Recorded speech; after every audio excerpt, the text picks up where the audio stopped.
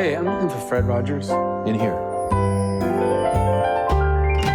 It's a beautiful day in this neighborhood, a beautiful day for a neighbor. Would you be mine? Could you be mine? Please won't you be my neighbor? Hello, neighbor. Ah, it's too many heartstrings. Stop it. Start the show.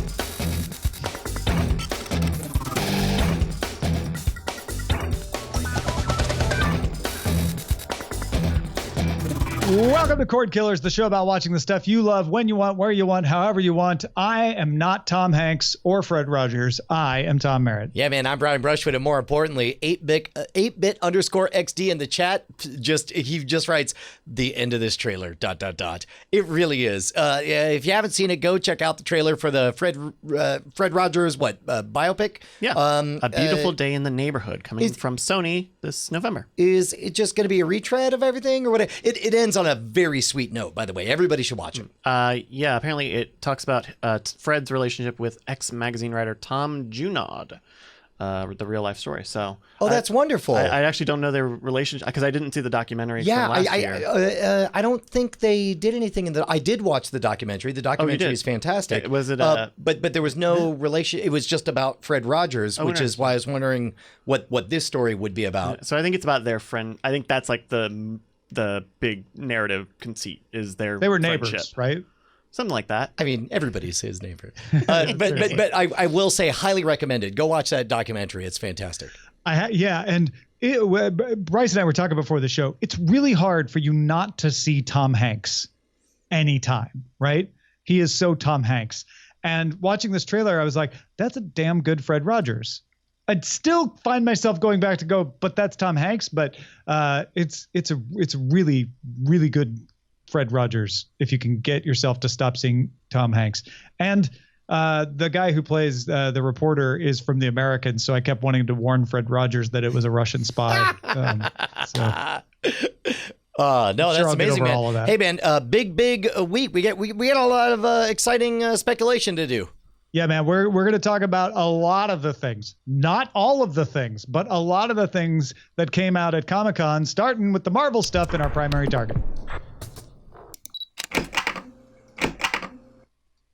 So I am just going to go through and I will go through in the timeline order of the Marvel Phase 4 announcements, 10 movies and Disney Plus series. That doesn't mean 10 movies and 10 Disney Plus, but 10 total announcements. There were also some surprise announcements without dates we'll get to at the end. But let's start with Black Widow coming May 1st next year, 2020. Scarlett Johansson, Rachel Weisz, Florence Pugh, and Dave Harbour in Black Widow. And apparently this is going to finally tell us what happened in Budapest. Yeah, very, very, very excited about this. Black Widow was one of the best parts of Endgame, and it's a bit. It feels reductionist. We talked about this in the Weird Things podcast, but it feels reductionist to define a category and say best of breed in the category, but in the category of female superheroes, maybe she's my favorite superhero. She was certainly the very best in Avengers Endgame. I'm really, really excited to see what they do with this. And I guess it's going to take place chronologically after Avengers. After the first Avengers movie. Yeah. The very first. So that will be interesting to kind of shoehorn something in. That's got a little bit of a Rogue One solo feel to it, doesn't it? I feel like it is positioned at the height of her competence and established position of authority. But before, and again, one of my favorite parts about Endgame is the sort of beleaguered, still running this crap like attitude that she had, like she was in charge of the Avengers for so long. Still excited. I think there's tremendous potential here. Then after that, we get Disney Plus launch series, Falcon and the Winter Soldier. It says fall 2020, but Disney Plus is launching in November, so I assume it's coming at the time of Disney Plus is launching. Picking up after Endgame, so it will be Falcon, I guess, as Captain America, with Daniel Bruhl returning as Zemo. I mean, they certainly they certainly have the iconic imagery of the Captain America shield in there. The thing is I liked, not loved, both Falcon and the Winter Soldier, so I'm hoping to be surprised by this. Yeah, it's an interesting place to start your Disney Plus series, as we'll see with some of the others, but it may have just been production schedules. Who knows? Then November 6th, 2020, we'll get the Eternals. You know what? I just said Falcon and Winter Soldier at launch. I think Disney Plus is launching this November, right? So this isn't at launch. I apologize for the error. The Eternals coming November 6th, 2020, starring Richard Madden, Kumail Nanjiani, Brian Tyree Henry, Selma Hayek, and Angelina Jolie. The Neil Gaiman Eternals is one of my favorite series. I've actually gone back and watched and started reading the original Jack Kirby, The Eternals, as well. And I'm looking forward to this because I love that storyline of, the ancient Greek gods. Yeah, well, they were actually just kind of modified humans caused by the Celestials. You've got some interesting ties into Thanos and Star-Lord's dad. Star-Lord's dad being a Celestial, Thanos being an Eternal in the comic books. It'll be interesting to see if they explore those connections at all. What do you think, Brian? You might be able to talk me off this ledge because there have been several gateways where I feared that everything was getting too big for its own good. Part of what I loved about Iron Man is that it was very grounded and concrete. It was in reality. Dude had a car battery hooked up to keep shrapnel out of his chest. Staples a bunch of armor onto him and busts out of a prison or whatever. That is something I can easily relate to. I feared that when we get to like Guardians of the Galaxy or some of the like Thor might be the first one, I feared that it's too cosmic for me to care. And luckily they dodged that bullet, but they did not dodge that bullet when it came to Captain Marvel. I thought Captain Marvel was awful because it was so cosmic that I no longer had any kind of finger hold on where we were at or what the stakes were. And that is my biggest fear for the Eternals. But it sounds like you're much more familiar with this story than I am, so you might be able to talk me back off that ledge. It mostly takes place in New York. Oh, so it's not terribly ethereal in action. It's ethereal in concept. And spoiler alert for those who want to read the comics, you might not want to listen to what I'm saying next, but the conceit is that the Eternals in the Gaiman series don't remember they are all Eternals. And that's slowly starting to come back because one Eternal is kind of going around and trying to get them back together because they have to bond together to fight off this danger that only the Eternals could fight off. They may not go with the Gaiman plan. Gaiman plan, get that? But I imagine that there's something they could do. Even with Kirby, it kind of starts in Brazil and then moves to New York, and it's the same idea of like only the Eternals can come back out of the shadows to protect the Earth. And I think that's a good story. I don't think that story would be too ethereal for you. I think you're right, and especially, of course, the casting of Kumail Nanjiani. He's made his bonus as a very self-deprecating individual who's big on highlighting the foibles of humanity. As long as it doesn't have to actually be human, but it has to feel human. Yeah, does that make sense? Yeah, and the Eternals are humans. They were modified to be immortal and have special powers. So they kind of cross the divide. And again, going back to the Gaiman comic, they don't know they have those powers, some of them, for a while. But they're all based on your typical Greek mythology, Apollo, Athena, etc. Which I kind of love that if it's done in a clever way with people who know how to depart from the myth enough to keep it interesting. So looking forward to that myself. Shang-Chi and the Legend of the Ten Rings comes February 12th, 2021, directed by Destin Daniel Cretton with Simu Liu, who, if you watch Kim's Convenience, you'll know him from there, as Shang-Chi, and Tony Leung as the Mandarin for real. Not the fake Mandarin from Iron Man, but this time the real Mandarin. I was comfortable with the fake Mandarin. The jaded part of me wants to perceive this as being a smart, savvy move to have a movie be very successful in the other hemisphere. And I don't know. The Mandarin is a problematic character in the Marvel universe in that he's a standing, a terrible stereotype. And I kind of liked the head fake that they did in Iron Man 3, which I thought was great. I don't know how to read this. However, having said that, one of my favorite things in comic books and video games is that unlock of specific power-ups or whatever, and the idea that you got 10 rings and they all do different things. That could be a lot of fun or whatever. I don't know. I thought it was good the way they head faked on Mandarin, and I'm not personally raring to go back and visit that again.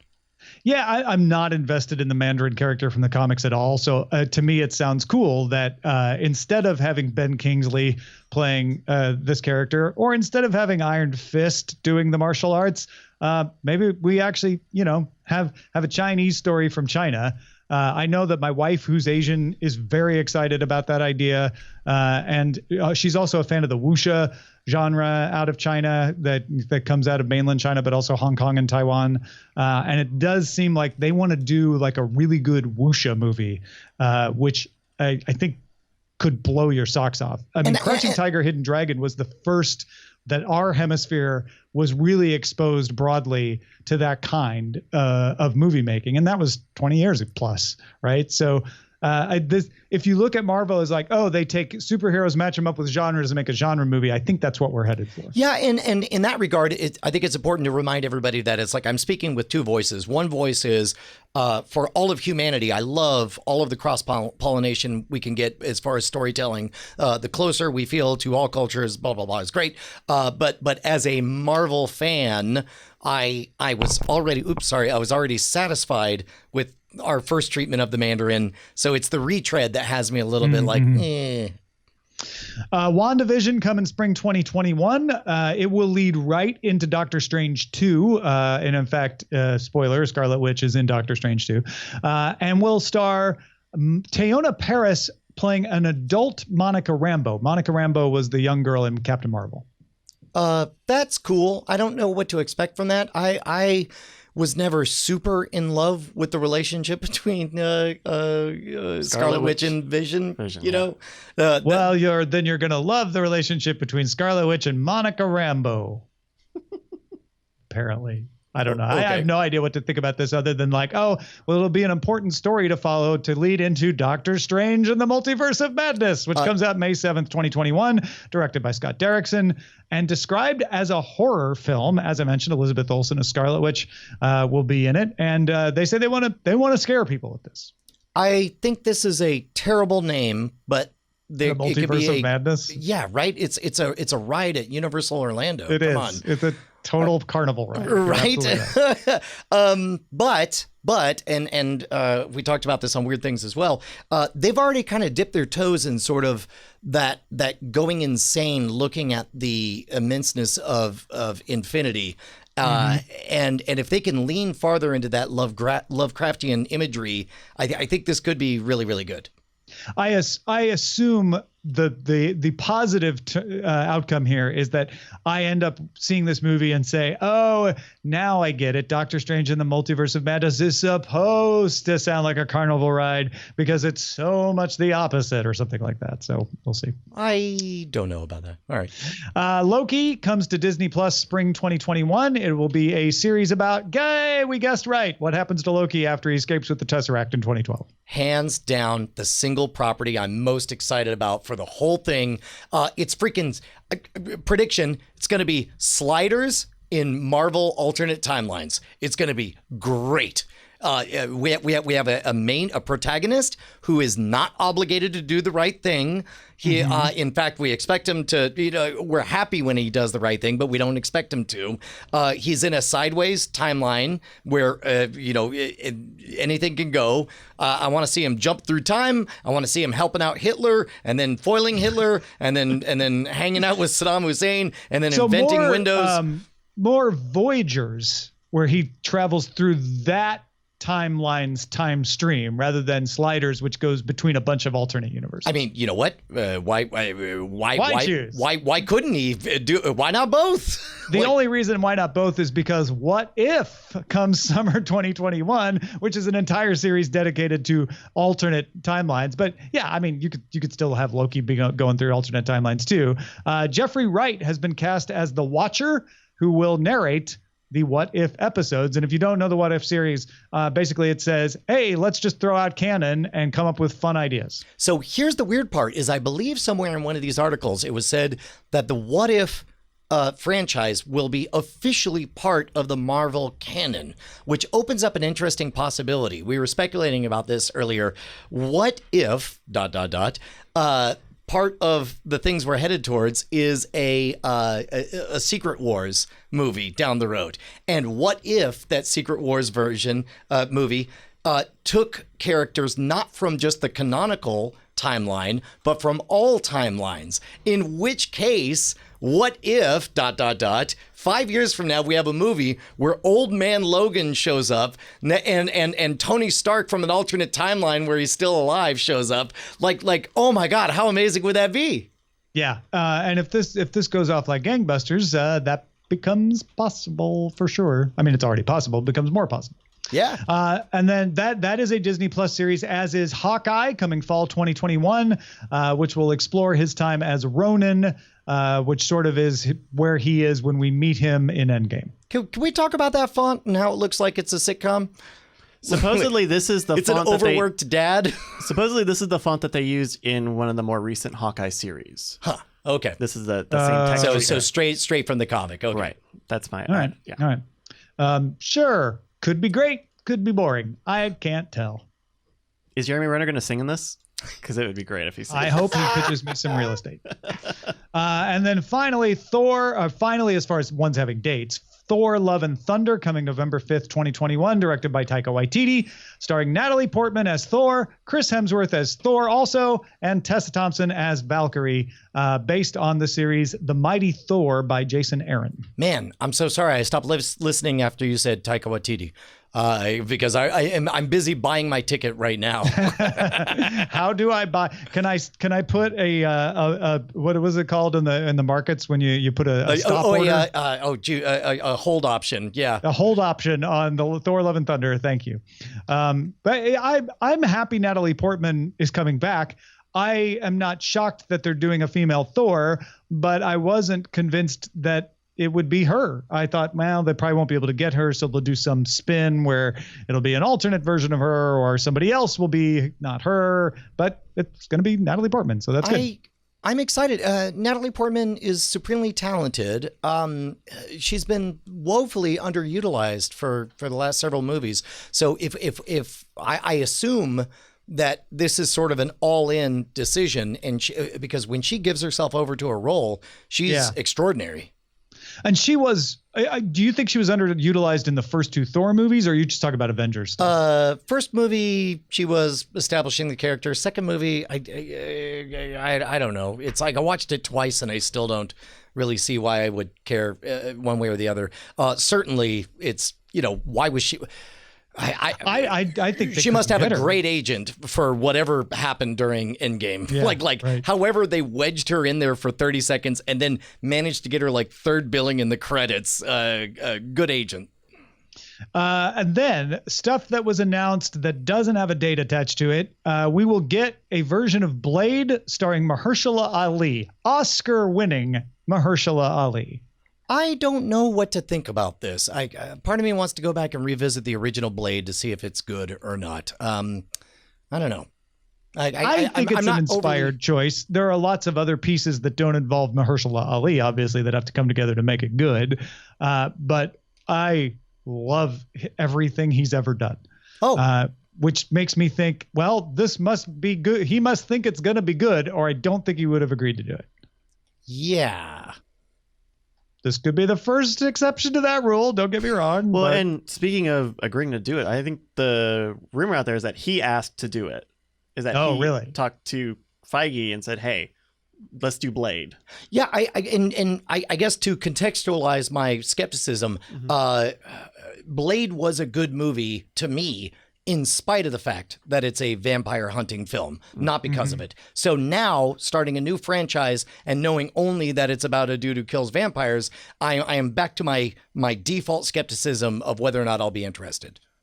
All right. And then Kevin Feige at the very end of the Comic-Con panel mentioned that, yes, he doesn't have details or dates, but they are going to do another Black Panther, another Guardians of the Galaxy, another Captain Marvel, a Fantastic Four, which is the first official word out of his mouth that we're definitely doing it. And he mentioned mutants, not X-Men, but mutants. I don't know. Okay, two things. Don't care. Best announcement of all of the convention. Fantastic Four is one of my most precious, beloved franchises. I hope they do it right.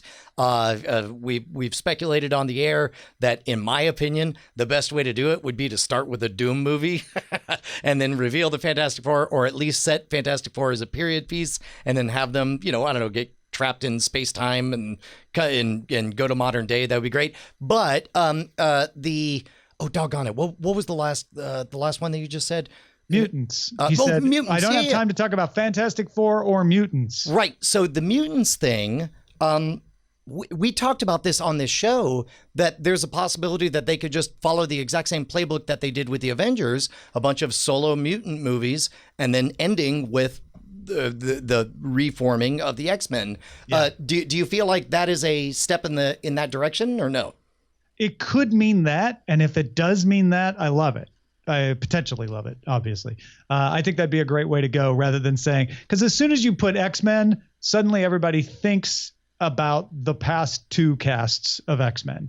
But if you go out there and do Wolverine is a little problematic because of Hugh Jackman, but if you do any of the other characters standalone, then it has less of that association, right? And I think that would be great, to just kind of pull together the mutants. I think it could also mean they're going into the storylines that involve mutants that are spin-offs of the X-Men, because they can now, and waiting and not doing X-Men stuff for a while, which could be okay too. I don't know. Yeah. And keep in mind, there's also the Sideways thread. I guess it's owned. Is it Fox or Sony that owns the Deadpool and was playing with that? Was that... That was Deadpool is Fox. Yeah. Okay. So at that point, it could be on that tangent that they follow more mutant stuff. Through Deadpool. Yeah, they didn't mention Deadpool at all. Right here. Well, because X-Force, because they did the whole X-Force thing on Deadpool. Yeah, and they own Deadpool now, so they could have said, and we'll also do Deadpool, but they didn't. So I don't know if that means anything or not. It's R-rated. Maybe they're just not going to have it be part of the MCU the way it was not part of the X-Men, right?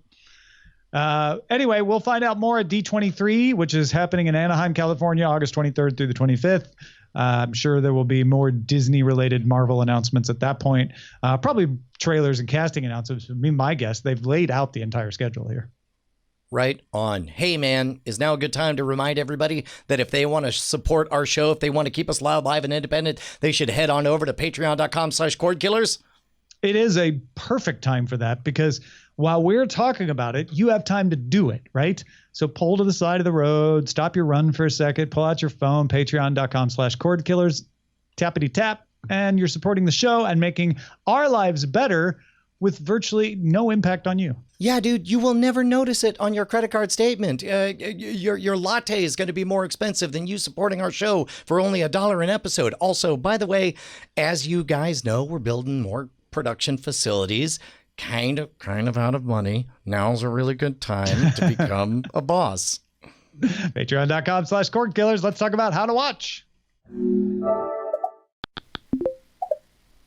If it hadn't been for Gall during Comic-Con, this probably would have been our top story today. But Netflix reported its first drop in U.S. subscribers since 2011. Wow. Now, it added 2.7 million subscribers overall, but that's about half of what it expected, and it lost 130,000 subscribers in the U.S. The last time it lost U.S. subscribers was right after it split DVDs and streaming apart. So it was very much expected then. It was not expected this time.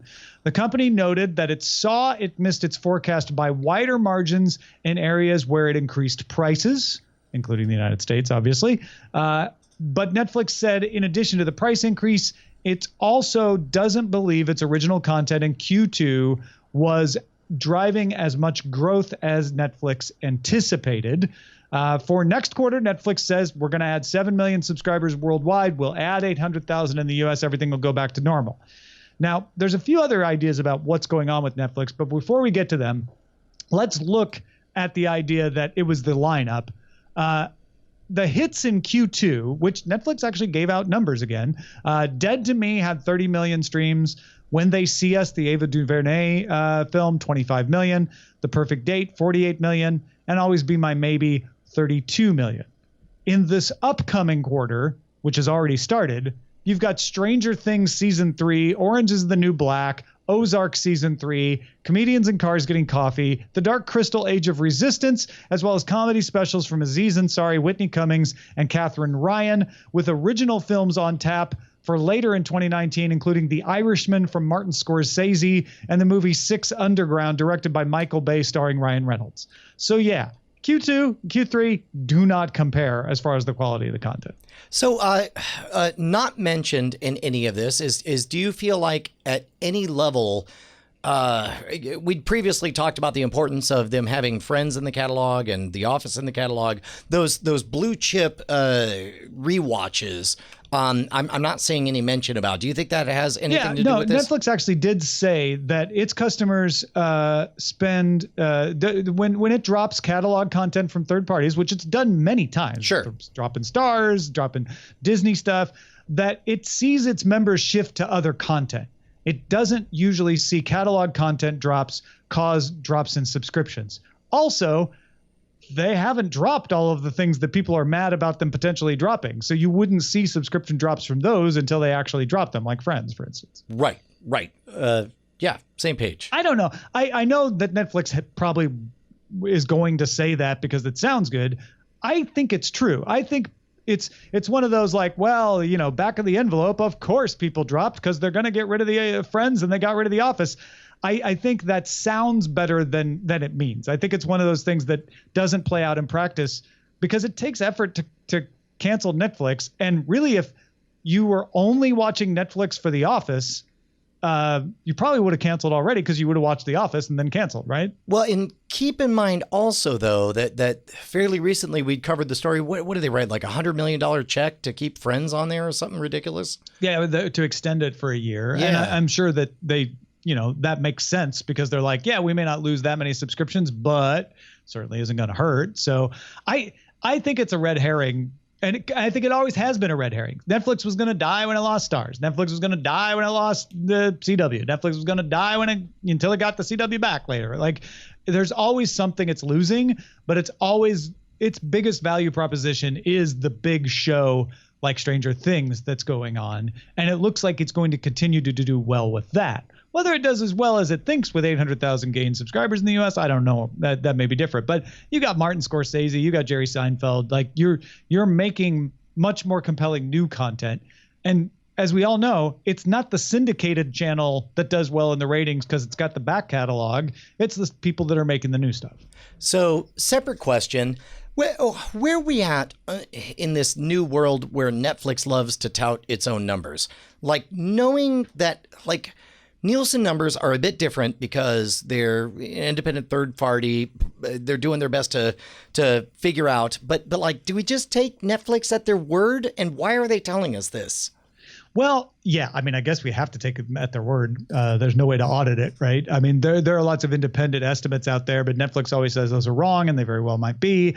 But what Netflix said regarding its releasing of numbers is, it's important for us to help condition the market to understand what the viewing data is. So it's not being compared apples to oranges against things that are not similar. If we started publishing tomorrow, we'd be the only streaming service doing it. So they're kind of packing two things in here. Is first of all, Prime Video and Hulu aren't telling you their streaming numbers either, are they? And they're saying, hey, if a Nielsen number comes out and you think it's small, we want to make sure that you know what to compare it to. And I think there's also a little bit of like, someday you're going to hear an Amazon number, and we want you to know how much bigger our numbers are. Yeah.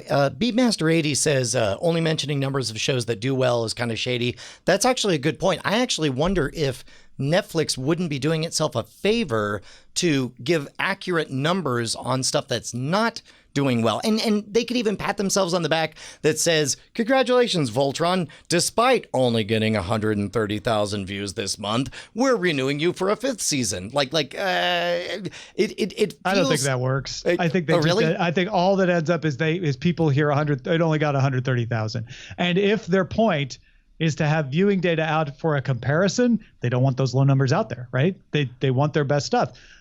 I mean, all TV stations tout their best rated stuff. The only difference is you could dig into the Nielsen numbers and find out the ratings of the stuff that didn't do well, but you never hear them touting that. Yeah. I don't know. Like in a world where Netflix is not beholden to advertisers, with the exception, and we've talked about this before, I am certain there are a billion behind the scenes deals happening for product placement and all that stuff in their originals. So they're essentially making advertising revenue that way. But part of me wonders if doing something radical, like just giving all of their numbers and just making it a public feed, might not be a wise idea for them, just to sort of break that model, because they're in a position where they can afford to whoops. What do they get out of it? Well, if 5 years from now, we're going to be in a world where these numbers are going to be out anyway, they can position themselves with the moral authority of like, hey man, we were honest from the beginning when we didn't have to be. And that is only a move that somebody who's in the number one spot can justify doing.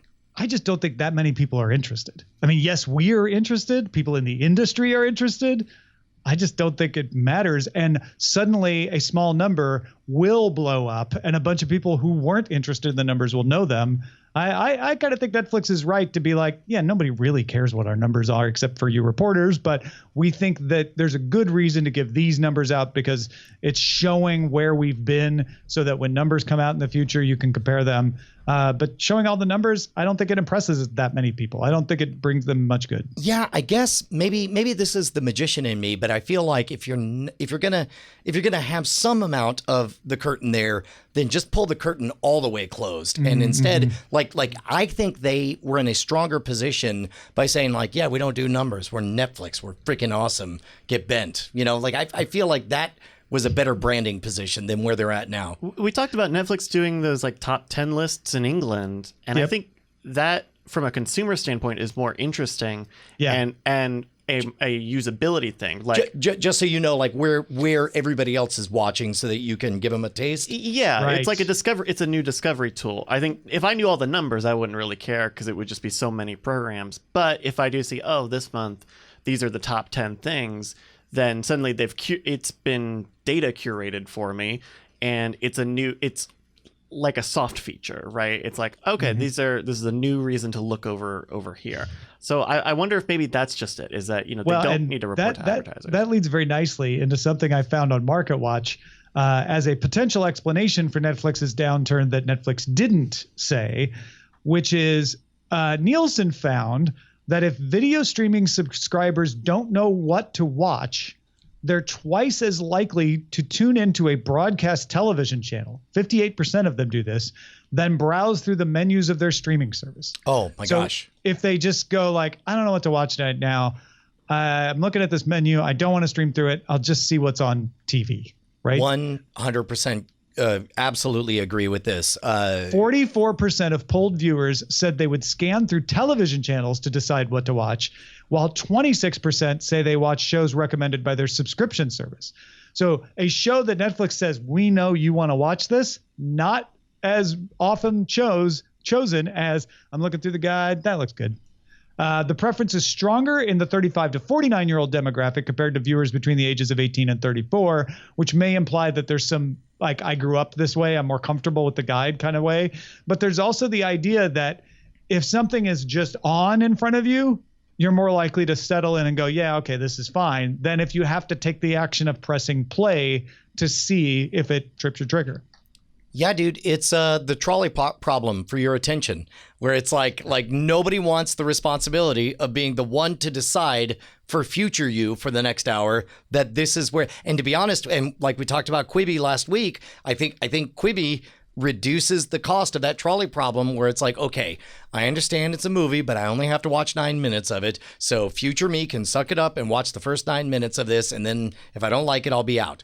And I think it's the same thing for even deciding to watch any amount of a show. I have been saying for a long time, and I thought in the past it was just because I'm weird and I like this idea, but maybe it's a way to retain subscribers, is that Netflix should have at least one, if not multiple, channels that are their content. No, I don't mean Netflix originals. I mean stuff on the platform that you can say, hey, you feeling lucky? In fact, I think somebody emailed us the idea of calling it You Feeling Lucky, like the You Feeling Lucky button on Google. But you just click into it and it starts, it's maybe even in the middle of playing things. There could be an originals channel. There could be a sci-fi channel. There could be a romantic comedies channel. And just be like, I don't know. But I know I want this. Because the thing with the guide is it's not like you're just turning on channel 7 and watch whatever. They're flipping through a little bit, but it's a limited enough choice that they can be like, okay, yeah, that's fine. Yeah.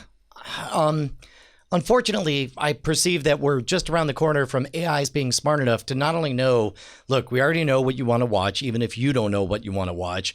And we also know that you're infatuated with the idea of choice. So we're on purpose going to let you go through 6 different garbage stations. And then you're going to end on this. We're going to show you the explosion the moment you flip to it. We know you love explosions, and then we know you're going to stay on this channel. So we're going to give you the feeling, much like a toddler pretending to drive in the back seat with its fake driving wheel. I feel like that's where we're headed. We're all just going to be pets of the apocalypse.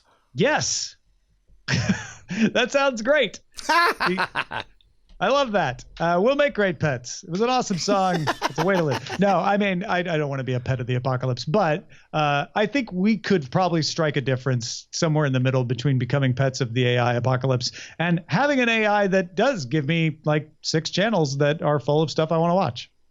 Yeah. Although, again, to reiterate, it'll be 5 that it knows you'll perceive as possibly stuff fine. you're interested in. I don't care. Okay. As long as I end up watching something and enjoying it, that's all that matters in that limited scenario.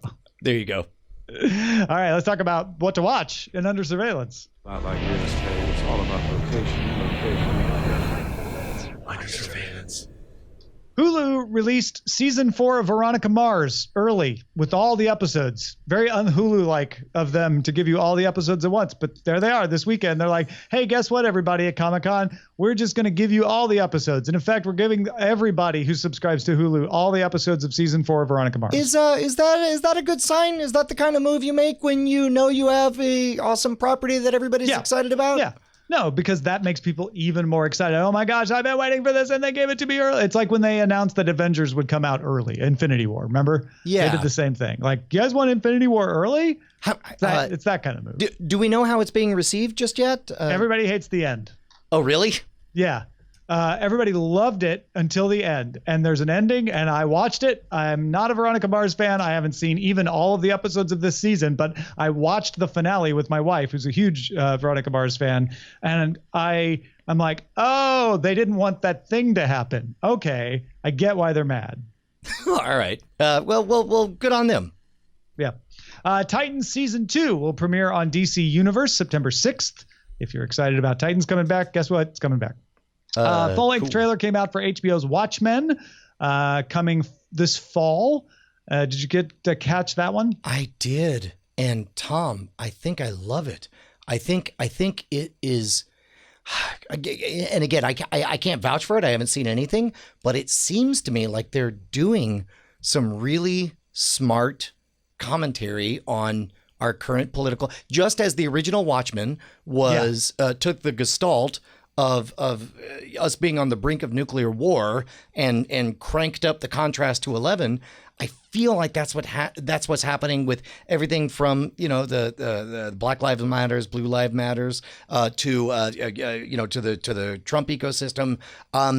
I think they're handling it really well, and they're setting it in that world in a time where everybody worships the way things used to be. I think they're doing it right, Tom. Yeah, and it's got a big blow up Nixon head, so I'm in. Yeah, no, I think it's gonna be really good. I hope so too. It does look really good. Trailer for Apple's Snoopy in Space came along. This is the educational program about made with NASA, and of course, Apple has the license to all the Peanuts archive now. That's coming to Apple TV Plus this fall. Could be good. Could be good. It's gonna be great. Also, a full trailer for All Mankind. That's the Ronald Moore space vehicle. This one makes it very clear that even though it's an alternate universe, it's not an alternate universe where the Soviet Union just runs everything. Like this is more of a what if the space program just didn't stop? I think the Soviet Union flag being on the moon confused me in the first trailer, thinking like, oh, it's Soviet dominated. Does not appear to be from this trailer. It's more like, no, Soviets got to the moon too, and so the race kept going. Boop, boop, boop, boop. Yeah, which I'm in a good place to really dive into. We've talked about the Apollo 11 documentary. We talked about First Man, which just showed up on HBO. It's a good time to get me all wrapped up in this, back to the space race mentality. Coming this fall. That means Apple TV Plus coming this fall, Brian. It's going to be great. It's going to be great, Tom. His Dark Materials, the Philip Pullman based television show coming to HBO, had a trailer. That's coming out this fall also. Did you have a particular affinity for this franchise? I love the books. I wanted to love the movie so much. In fact, it was the first Sword and Laser movie related thing, like when Sword and Laser was on its first book clubs when it launched. So really want this to be good because I really like the books, and it looks like it's like the books, but I can't really tell if it's good or not. It's funny because, like, as a geek, I understand that it has a stellar reputation, but once the ads came out, I was like, well, it'll either be good or not good. In either case, I'm probably better off not watching any ads. So I weirdly am steering clear of it to wait. Have you read the books? Nope. Okay. My daughter has, but I have not. You should eventually read the books. Well, and again, that's on the agenda. But as you know, I'm a big fan of watch the movie first. And if you like the movie, the books are just going to be better. Mm-hmm. Yep. Of course, we mentioned Beautiful Day in the Neighborhood coming in November, starring Tom Hanks as Fred Rogers. Clip from Rick and Morty season 4 doesn't have Rick, just Morty and his dad with an intern and an ominous beeping sound. And Rick and Morty still coming in November. Yeah, that's look. Put out. Do two things. Confirm for all the fans that it's going to come out. It's going to come out on time. Outside of that, reveal as little as possible. like that's the playbook. It's a funny little bit, right? Yeah, sure, but it doesn't reveal anything. Man in the High Castle opening minutes was shown. There's a bit of a cliffhanger to the last season, and this kind of picks up right from there. This, of course, is the final season, and that comes to Prime Video on November 15th. So as we've discussed here, I've only watched the first couple of episodes of season 1, but you were a big fan of the book. Am I correct in understanding that the TV show has now far outgrown the book and is now in basically counterpart territory? Ish. Yeah, it is. It's not exactly in counterpart territory because the method of getting across to the alternate universes is much different. Also, universes seems to be the key, not just two. There was no split time or anything like that, but it is a lot about moving between alternate universes, which was never a part of the book. There was a little bit of the book left in season 2, but they exhausted it pretty quick. So it's all been new material since then. And what's your enthusiasm at right now? Oh, I love it. I think it's been great. It's been in the spirit of that book, and it's been interesting and well produced, and the acting's great. I've been enjoying the heck out of it. Cool. The Expanse season 4 has a date coming to Prime Video December 13th. I need to finish getting caught up with The Expanse. Are you fearful at all about a possible reduction in production quality now that they're on a over-the-top network? If anything, they probably ought to have an increase in production quality now that they got some Amazon dough flowing in. So, yeah, I'm not worried at all. Cool. I am worried about cats. Everybody's talking about how bad Cats looked. I watched the trailer. Looked fine. I mean, it looks like Cats, right? Yeah, well, exactly. And it's like, yeah, no. Cats is not better as a stage play because we see all the seams and the costuming that you have. And if you're going to remove all those and smooth out the blending, then good. That's fine. I don't understand why everybody was going nuts on this. I think it's a lot of people who didn't understand what the Cats musical actually was and got freaked out that it was people dressed up as cats. That's what the musical was. If you never saw the musical and you only heard about it, that might come as a surprise, I suppose. But this is pretty much the musical with digital fur on a movie screen coming December 20th. I'll be honest, I saw it as a trailer before The Lion King, and it didn't appear as weird on the big screen. As I think the small screen emphasizes the oddness of people dressed up as cats. Well, and again, it's a bold artistic decision, but then again, so is doing a Broadway musical of humans pretending to be cats. You know, it's like if you didn't buy the first ticket, why are you complaining about the transfer? Right. You know. I got a new trailer for The Witcher with Henry Cavill coming to Netflix by the end of the year. They still didn't give us a date, which is a little odd, but looks very witchery. My enthusiasm is not flagged, but that's all I have to say. Wow, that's a ringing endorsement. Put that on the poster, people. I will say now you read the books, right? I read one of the books, the very first collection. Yeah. Yeah. I know Witcher 3 is one of the most highly rated games and everybody's raving about it. And I feel weirdly conflicted because again, like watch the movie and then read the book, but it's like the video game is supposed to be really, really good. Should I play the video game first to get accustomed to the world? I think the author didn't like what they did with the video games. And he denies that he didn't like it, but he never has anything nice to say about the video games. And he makes a point of saying that the series is based on his books and the video games weren't. Right. Which he's not saying the video games weren't based on his books. He goes out of his way to say, I had nothing to do with the video games. They made choices on their own. I'm sure they're great, but this series will be based on my work and the decisions that I think the characters would make. Not to mention Witcher 3 it's the third game. So I bet the movie doesn't even get into whatever happens in Witcher 3 Wild Hunt. Sure. But I assume, given all the rave reviews for the video game, that it's a fair representation of the world, you know, to kind of soak in the rules of the game. It kind of depends on Veronica read The Witcher when we did it for Sword and Laser and has played the games. And she said, yeah, it's generally the same, but there are a lot of differences. So it's kind of because I don't remember. I remember when I played the game for a little bit, there is a big overarching narrative going on, but it's mostly, go around and hunt the beasts. Do the thing. Go and go kill the big monsters. Jeep chop, yeah. And, lots of side quests and stuff. So I don't know. I don't think you would lose too much playing the game. I mean, but will there be Gwent in the game? In the movie? Yeah. They should play Gwent in the movie. The first trailer for Star Trek Picard revealed more details, including showing 7 of 9, Hugh, and Data. And then in the panel, confirming that Jonathan Frakes and Marina Sirtis will also be in the series, still to come to CBS All Access early 2020. And packaged in with that, I'll just mention it at the same time, Star Trek Discovery confirmed to take place 1,000 years after the events of the second season, but somehow Spock, Pike, and Number One will also be in it. They were all over the Short Treks trailer, which they're going to do again. They're going to have 6 short vignettes coming to CBS All Access featuring those characters. Not gonna lie, I fully intended to blow a raspberry and shout boring, but I thought it would hurt your heart too much if I were to do that. Like about about Picard, even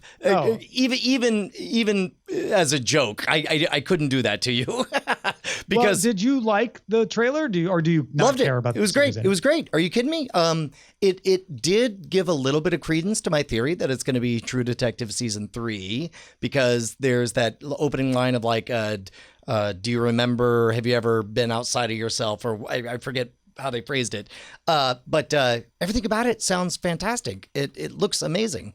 And it looks to me like, and just a trailer, so I could be totally wrong. It looks to me like they will bring in characters you love from other Star Trek series, 7 of 9, obviously not TNG. She's Voyager. But they will bring them in motivated for the story, which the story is about Picard. And if that's the case and they handle it well, that'll be a delight. My guess is that the Data scene we see at the end of the trailer is either on a holodeck or a dream or a memory, where he's like grieving over what happened to Data in Nemesis and trying to work through the grief. Beatmaster 80 in the chat suddenly brought up the best bomb to drop at the end of this. What are the odds that at some point a surprise Q shows up? Yeah, are they doing more than one season? Do we even know? It's got to be a one and done, I assume. I mean, would think so. I think that's the only way Patrick Stewart would agree. But if they were doing a season 2, wouldn't it be great if that's the season ender? John Delancey just pops up. Well, hello, Picard. It'll be like I don't know. I hate to say this even out loud. Here's what if I'm just gonna throw out a random roll of the dice, it's gonna be like the ending of Watership Down. Q's gonna show up and he's gonna lead in a metaphorical journey Picard to the afterlife, and we're all gonna cry like crazy at the end of this. That is. Oh God, I just got chills. I'm goosebumps all over. It was fun. All right. Snowpiercer TV show coming to TBS spring 2020 with Jennifer Connelly and Daveed Diggs, taking place 7 years after the events of the film. I have to say, this looked better than I expected. Yeah, although they didn't do anything to sort of establish why there's still a train running around if it's in the same canonical universe as the one where the one train fell off the tracks. Yep. They fixed her up, I guess. Why? The whole point of the movie was to get off the freaking train. New train, they Brian. tried, but they couldn't. Turns out it's still really cold out there. I don't know. I'm curious about that myself. Also, we have some, I guess it's a sequel called Top Gun Maverick coming summer 2020. Some people seem to be very excited. I could be very excited for this. I like the fact that the whole trailer is just taking a dump on Maverick and everything he represents from the 80s and him sort of being stuck in the past.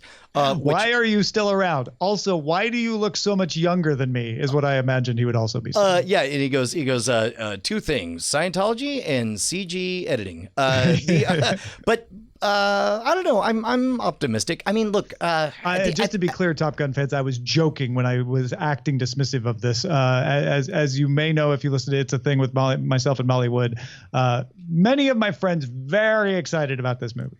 Two things. Number one, in general, Tom Cruise tends to pick good movies, right? And tends to be good at them.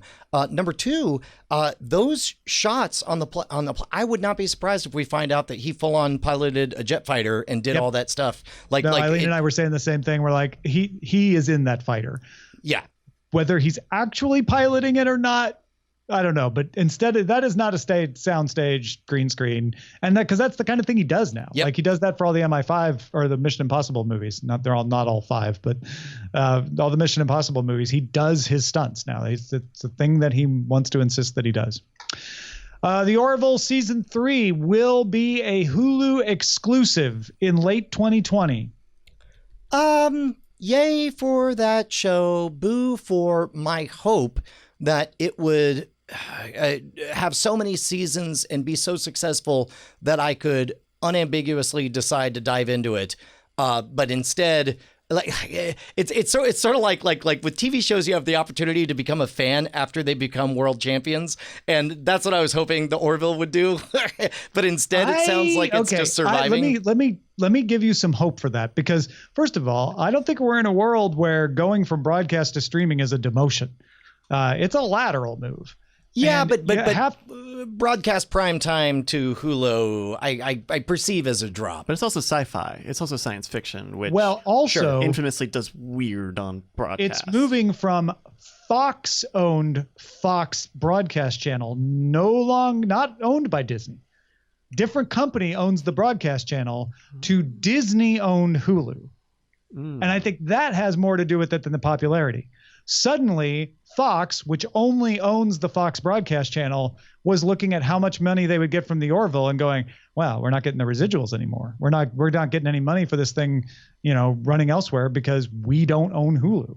So I don't know. It's got a lot of viewers there. Maybe it's not worth it. And Disney said, yeah, you know what? We'd make that a Hulu exclusive in a heartbeat. We'll get tons more people on Hulu if we do that. That's where most people were watching it anyway, I'm guessing. I think it has as much to do with the split of assets between Disney and the Rump Fox that's left as it does with the popularity of the Orville. The Rump Fox.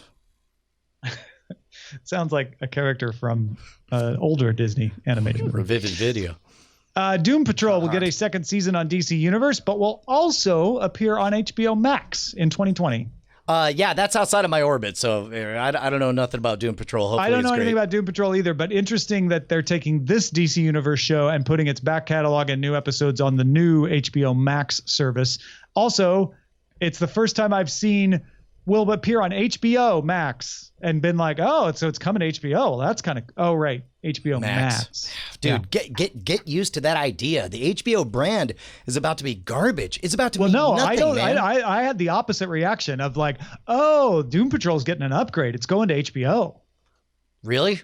Yeah, that was my gut reaction. Then when I saw the this. word Max and I was just like, oh. And then I saw Max and I was like, oh, right. That's the extended. That's why. But it didn't make me think less of it. Get ready. Get comfy with the idea. Westworld trailer came out showing more of the characters plus a view of Nazi world, Germany world, World War II world, whatever that is. Anyway, coming in 2020. Man, freaking Westworld showing up like this ex-girlfriend looking exactly how I wish she looked like when we were dating. And it's like, oh man, I bet you would love a little bit of World War II world. It was like, well, yes, I would. Like, I bet you'd love the entire series to be set outside of that one stupid island that we hang around with for 2 whole seasons. Yes, I would. You're like, oh, I bet the only thing you'd like more than that is Aaron Paul showing up. They're like, yes, I would. He's like, well, anyway, I'm pretending to be all those things. Only one way to find out if I really am those things. Also, I'm your crazy ex-girlfriend. You can't trust me. Puff of smoke, It's vanish. the multiverse of madness. Yeah. It looks really good. You're right. I mean, it is pretending to be everything I want, and I don't believe it because it's my ex-girlfriend. But you're going to watch it too, Yes, right? I'm gonna hate watch are you it. so bad? Even when I love it, I'm gonna hate love it. It's gonna be awful and wonderful. I can't wait for that spoiler time. NBC's AP Bio is getting a 3rd season on NBC's forthcoming streaming service coming in 2020. AP Bio was full on canceled. It was like, nope, we're not doing it. Certainly isn't a division of assets going on here because it's going from not being on NBC to being on NBC's streaming service. Yeah, I suppose that I suppose that what happens is you start to, when you're in a position like NBC, you start to perceive that your primetime block is really just as much an advertisement service as it is a delivery service, right? Like in general, we think of it as like, this is when and where I go to consume must-see TV or whatever. But once you've collected all the fans you're going to collect, then it kind of makes sense to just like, all right, you guys are all in. You guys all like this? Great. We're moving to Hall H. Move on over there because we have another showcase of a new show to show you. They canceled AP Bio. Like they flat out canceled it, said, that's it. It's not going to be on anymore. They didn't ask people to move. And then later somebody did some back of the envelope calculations like, you know what? It isn't working on broadcast, but it might work as an original on our streaming service. Maybe we should bring it back. But like, I would say that we live in an age now where even the decision to cancel, I perceive that somebody in the room would say, well, if the fans really love it, we'll hear about it, and then we could just throw it on streaming. Yeah. And I think that fits both of our narratives, right? Yeah. I think they could be like, it doesn't work on broadcast, we're canceling it, but watch the backlash because we do need some originals for the streaming service. And if we're getting enough buzz about it, maybe we'll bring it back. That'd be a nice boost for the streaming service. Right. Yeah. And Apple's only decent TV show that you can actually watch, Carpool Karaoke, has been renewed for a 3rd season. It's going to be great, Tom. It is great. You can actually watch it. It's actually pretty good too. All right. Let's talk about what we've had our eyes on, Brian. Hey man, went and saw Lion King, watched an episode of Extras. Outside of that, I was at Comic-Con with my kids. Hot damn, if you have the means to take your kids to the very first comic book convention, by all means, make it Comic-Con or Dragon Con or something. I mean, it was great. Separately though, in my continuing quest to show my kids great movies from the past, we ended up watching Tom Hanks' Castaway, and it's great. My kids hated it from the beginning to the end. They hated the fact that all we did was watch our protagonist get tortured. I loved every moment of it. I tried to explain to them that there was phenomenal nuance and storytelling conveyed without any dialogue at all, and that there's a fundamental shift the moment that you see this born extrovert invent a tool to have somebody to talk to, and then all of a sudden he becomes smarter and better at surviving. And then the complicated ending where he realizes that he spent his whole life obsessed with time, and now he's out of sync with time. All of it was delightful. My kids hated it. I loved it. It's Castaway. Yeah, check it out. We binged the first season of Killing Eve this weekend, which is one of those like, yeah, I know it's supposed to be good. I need to get around to it. And we finally watched it. It's great. I totally understand why people like it.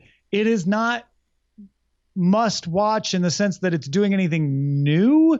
Although it is doing something new within its genre, but it is like, you know, a detective hunting for the killer and identifying with the killer and becoming interested in the killer. They just do that in a really cool and interesting way that keeps you guessing and keeps you on your toes. And if you like that genre, you will love Killing Eve. If you kind of like that genre, I think you'll probably like Killing Eve. It's well acted and well written, and I enjoyed it. I heard season 2 is not as good. I can see why, because the whole thing they're teasing throughout Killing Eve is whether you will have the detective finally get together and meet the killer and what that will mean. And once that happens, you know, where do you go with that story? I'll watch season 2 and find out. They fall in love. Yeah, well, spoilers. All right. What should we be on the lookout for, Bryce? Hey, I thought that this was kind of a timely sort of licensing announcement. Both you and Tom and Brian watched Apollo 11 when it came out earlier this year. It came out in like January this year. Now it's on Hulu, at least in America. The CNN documentary Apollo 11 is a real footage documentary of the Apollo 11 mission, and it's got a bunch of new 70 millimeter footage. And it's very cool, right? Because it doesn't have any voiceovers or like new voiceovers. It doesn't have any new interviews. There's no narrator. There's no narration. It's all like footage and audio from the time. I think they have some music. They have like padded music and stuff. But it's really cool. I was trying to watch this between the shows today, and I only got like 20 minutes or so. But it's really fascinating. In that you feel like you're experiencing real time travel. You feel like you're there, and those are real human beings all around you. And you know what part of it is because it's all like footage from the time. It's not like, hey, we're making a documentary in 50 years. It's like, hey, I'm some guy with a camera. And so people will look at you and people look at the screen. And that's really what makes it feel like you're there. It's like, oh, this person's acknowledging me. Right. And ladies will get self-conscious. They look over, they're like, oh, I'm on camera. I don't know. There's a great tracking shot near the beginning where they're going through these rows and rows of the control center. And you just see the people looking at you because it's this long and broken shot. I'm sure the camera was this big at the time. And it's like, oh, I am very much there. It's a very direct sort of way to make you feel in the moment. Now, both of you guys saw this, right? Yes. What did you guys? You guys had a lot of. I watched it twice. I cried both times. I will say, if you have 4 hours to invest in the experience, watch First Man First. It just showed up on HBO, and then watch this after, because you see a fictionalized version, and then you see the real version, and it's all the more impactful because you've already been on the emotional journey. I highly recommend it. Apollo 11, maybe one of my all-time favorite documentaries. I watched the rebroadcast in real time of the CBS coverage of the moon landing this weekend, because Saturday was the anniversary. And so NASA TV ran the coverage again to sync up with the time, like the time it actually happened. And it was shocking to me how little actual footage they have, right? Because it's live. And there was no live streaming of a bunch of these cameras that were rolling in the capsule that we get to see in Apollo 11.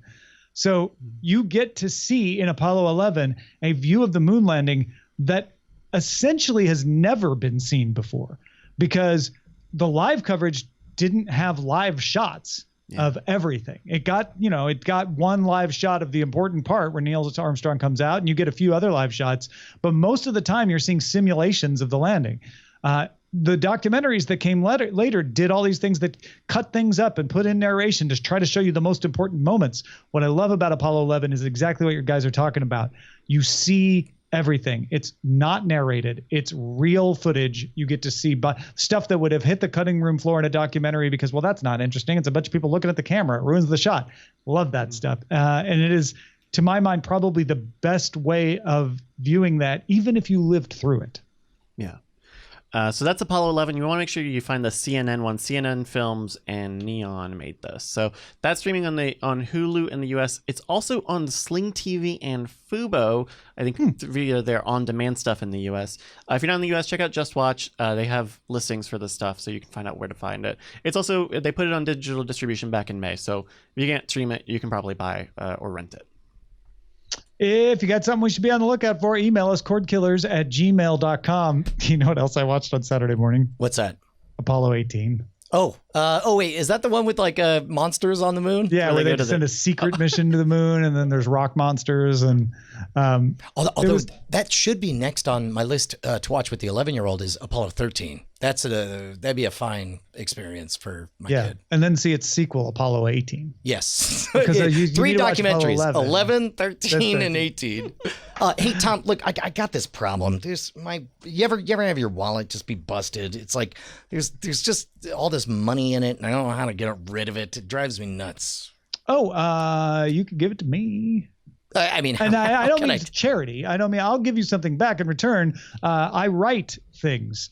I put my writing on a Patreon. So if you get, even if you just gave $1 out of that, you would get access to a weekly updated novel that's being serialized out there called Vera, about a woman who is discovering that there is a secret hidden kingdom that believes that it's been influencing world events for centuries. But if I wanted to, I could give more than $1.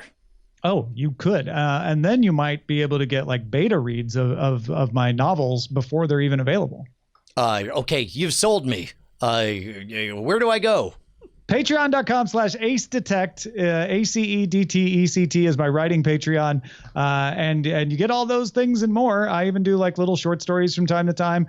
If you want to keep updated on what's in that, and all of the podcasts I do, sign up for the newsletter at freetomnewsletter.com. Let's move on to the front lines. Front lines. HBO set a record for most Emmy nominations in a single season this year with 137. Netflix received 117 nominations. That's 5 more than it got last year when it led in nominations. HBO held the previous nomination record of 126, which it set back in 2015. Among the HBO nominees are Game of Thrones, Chernobyl, Barry, Last Week Tonight with John Oliver, True Detective, Leaving Neverland, and Succession. Netflix had nominations for When They See Us, Russian Doll, Ozark, and Glow. And NBC was third with 58 nominations. Prime Video was fourth with 47 nominations. And back in the pack somewhere, Hulu had 20 nominations. How remarkable is it that number 1 and number 2 for number of nominations, 20 years ago, neither of which were eligible for Emmys. HBO was relegated to the Kmart of Emmys, the Cable Ace Awards. And of course, it was a news item right here on this show when we first mentioned that Netflix was going to be eligible for all of this stuff. Yeah, meanwhile, Avengers Endgame passed Avatar's $2.7 billion on Sunday to become the highest grossing movie of all time. Endgame is second domestically at $853 million behind The Force Awakens and $936 million. I guess I was going to say it's only a matter of time, but I don't know. That's 80 million seems like, I guess it's not going to surpass that. Yeah, no, it doesn't look like it'll get number 1 in the US. It's also not number 1 in the UK, but it's number 1 worldwide. That's number all 1 in my heart. Yeah.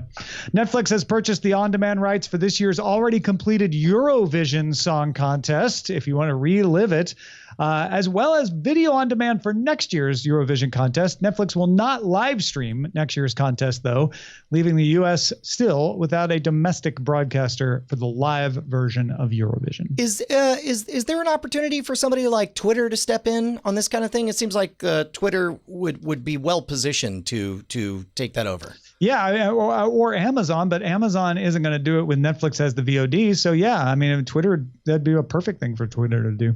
NBC News will produce daily morning and evening newscasts for Quibi 7 days a week. Its first announced partner for Quibi's Daily Essentials news and lifestyle lineup. NBC will have a dedicated staff of producers and reporters, as well as a dedicated studio for Quibi news content, but will draw content from existing NBC News products. Are we optimistic? They're certainly going to spend a lot of money on it, aren't they? If they're putting a whole staff together and a whole studio together. So, they're going to give it all they got. Get ready to love it as much as we love cheddar. ITV and BBC unveiled plans for the UK version of BritBox. The first shows to be available in the UK on the streaming service will include Love Island and Gentleman Jack.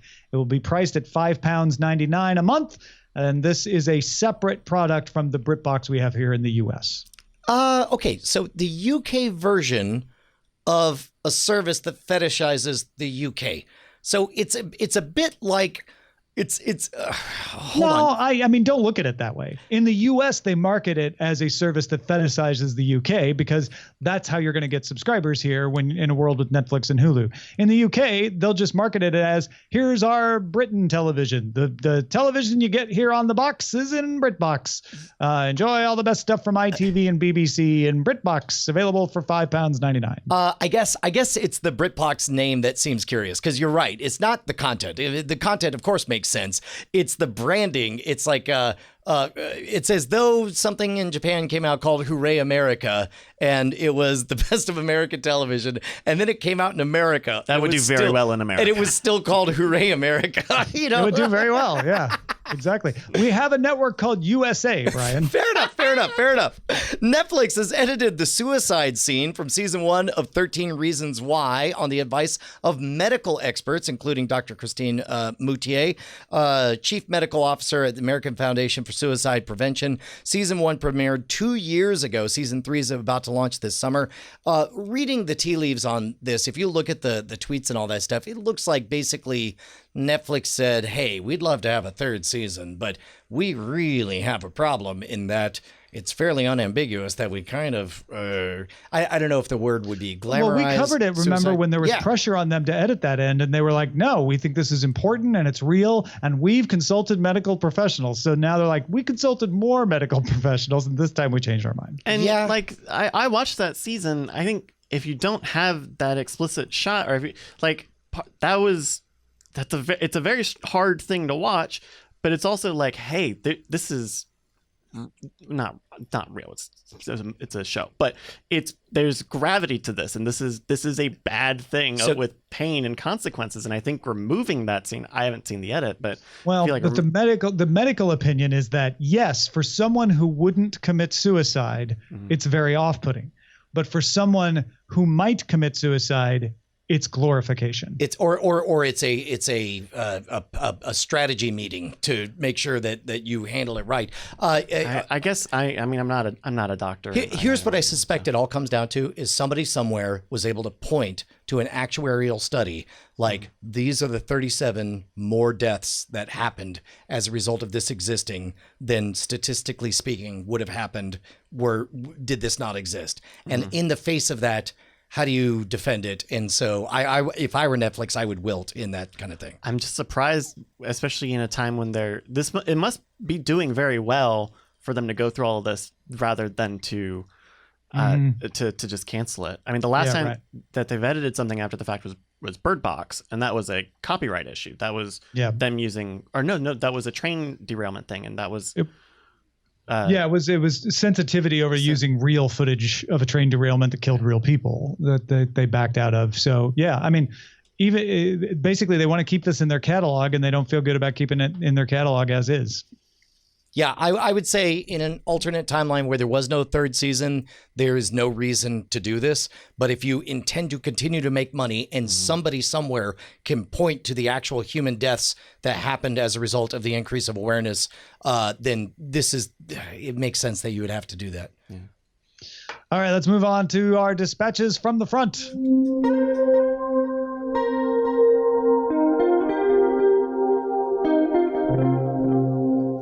Barb, not Stranger Things Barb, writes it. Well, maybe. I don't know. She didn't say, actually. I shouldn't jump to conclusions. Barb writes in and says, hi, all. Not sure if you've covered Canopy before. I normally listen at bedtime, and I might have just nodded off, but it's a free streaming service I just discovered at my county library. All you need is your library card number and PIN to access what I think is pretty decent collection of movies, as well as kids content, mostly PBS, and the Great Courses series. My library allows me to watch 10 items a month, which doesn't include kids content or the Great Courses, which are unlimited. I imagine the content depends on the library system, so the amount of content might depend on library funding. Also, if you belong to more than one library system, you can add the credits together to watch more. I don't know about other public library systems, but I continue to be impressed by how our library in Howard County, Maryland is keeping up with the times. I think we did talk about this before, but I'm so glad to hear it again. Please, if anybody is unsure, write us directly. I don't remember Canopy, but I use Hoopla. Which is the one that the LA library system uses. And it's essentially the same idea. Audiobooks, ebooks, movies, TV shows, all available with your library card. It's great. Cordkillers@gmail.com. Rick writes in saying, hey guys, was thrilled when we read his travel tips for email, but then cringed when he realized he left out one of the letters of the software that converts .tivo files to .mp4s. What's funny is I remember watching Bryce do his best to try to find out what was missing. We weren't able to do it live, but it's a PAVTube is the software to convert that. Okay. Thank you for writing back, Rick. Appreciate that, because I'm like, in a world of FFmpeg, there might be a tool called PATube, and we're just not able to find it. So that clears it up. PAVTube, you're the best. And then Steve says, Tom et al., I have never heard you mention the Dust channel on YouTube. I think you and your listeners interested in sci-fi should check it out. Who knows? You might find someone to make a short movie from one of your books. It looks, I didn't realize it was such a big deal. It's at 1.1 million subscribers. It looks like it has extraordinary production quality. Yeah, it seems like I was so tempted to be like, well, anybody can get 1 million subscribers. It looks like they do sci-fi short films on Dust. Oh, yeah, and it looks like they've got some top quality talent in there, too. No, this looks cool. Several Thank you, of the Steve, actors. for passing this along. Very cool. Neat. Well, thank you all for joining us as well. Our website is cordkillers.com. Our email address is cordkillers@gmail.com. We're live on twitch.tv/Night Attack, which is also carried on diamondclub.tv Mondays at 7 p.m. Eastern, 4 p.m. Pacific. Tell them what they win, Brian. They win our hearts and our minds, and most importantly, our undying promise to show up and kill your cords next time. Hey guys, Brian and Tom here, and it's just the same old message at the end of the credits, just like always. That's right, Brian. Nothing new here except your name showing up. Oh my gosh, because I've got a you name. just supported us on Patreon. Yeah, all those $5 donors, look at that. That's your name in pixels. We're gonna make you famous, kid. Put your name in pixels on the classic internet. names in there, but some of you are new. Some of you aren't there. It's sad. What can they do, Brian? I mean, they could go to patreon.com/cordkillers and pledge $5 an episode and be one of these amazing people, like this one. Amazing. Oh, look at that name right there. Diamond Club hopes you have enjoyed this program.